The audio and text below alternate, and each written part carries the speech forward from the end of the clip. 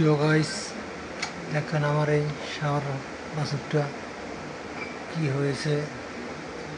অনেক দিন ধরে সে ভুগতেছে, অনেক ডাক্তারের ওষুধ এনে খাওয়াইছি, কোনো কাজ হয় না। হাতে পায়ে দেখুন অনেক কষ্ট করতেছি এদেরকে নিয়ে। এরা অনেকে ভুগতেছে, নিজেও ভুগতেছি। প্রত্যেকটা গায়ের মধ্যে বাছুরের ওষুধ।